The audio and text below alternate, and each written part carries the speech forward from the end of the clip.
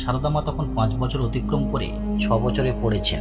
আর ওদিকে দক্ষিণেশ্বরে কামারপুকুরের গদাধর চট্টোপাধ্যায় মানে ভবিষ্যতের শ্রী রামকৃষ্ণদেব সাধনার তোড়ে ভেসে চলেছেন। জগৎজননীর দর্শন না পেয়ে তিনি কোনো মতেই থামবেন না। অবশেষে একদিন ব্যাকুলতার বেদনায় মায়ের হাতের খড়গ তুলে নিয়ে মায়ের চরণে যখন আহুতি দিতে উদ্যত হলেন, তখনই মা তাকে দেখা দিলেন। এরপর থেকে মা জগৎজননী তার কাছে জীবন্ত হয়ে উঠলেন। আর তিনি মন্দিরের পাষাণ প্রতিমা নন। মা ও ছেলের এক অপূর্ব দিব্যলীলা হয়ে চলল দক্ষিণেশ্বরের মন্দিরে, যে খেলা জগৎ আর কখনো দেখেনি। কিন্তু সাধারণ লোকের পক্ষে সেই দিব্যলীলা বোঝা সম্ভব নয়। তাদের চোখে গদাধর পাগল বলে প্রতিপন্ন হলেন। গদাধরের মাথা খারাপের খবর কামারপুকুরেও এসে পৌঁছালো। মা চন্দ্রমণি দেবী তাকে দক্ষিণেশ্বর থেকে গ্রামে নিয়ে এলেন এবং তার ঈশ্বর পাগল মনকে সংসারমুখী করার জন্য তার বিবাহের চেষ্টা করতে লাগলেন। পাত্রীর সন্ধান খুব গোপনে চলতে লাগলো, পাছে গদাধর জানতে পেরে বেঁকে বসেন।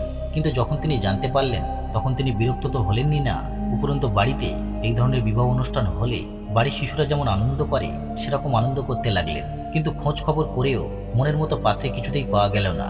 সবাইকে অবাক করে দিয়ে গদাধর তখন বলে বসলেন, এদিক ওদিক খুঁজে কি হবে? জয়রামবাটির শ্রী রামচন্দ্র মুখুজ্জের বাড়িতে গিয়ে দেখো, বিয়ের কোণে সেখানে কুটো বাঁধা আছে, অর্থাৎ সারদা দেবী তার জন্য নির্দিষ্ট হয়ে আছেন। ঠিক যেভাবে গাছের কোনো ফলকে কুটো বেঁধে অন্য ফলের থেকে আলাদা করে রাখা হয় দেবতাকে নিবেদন করার জন্যে।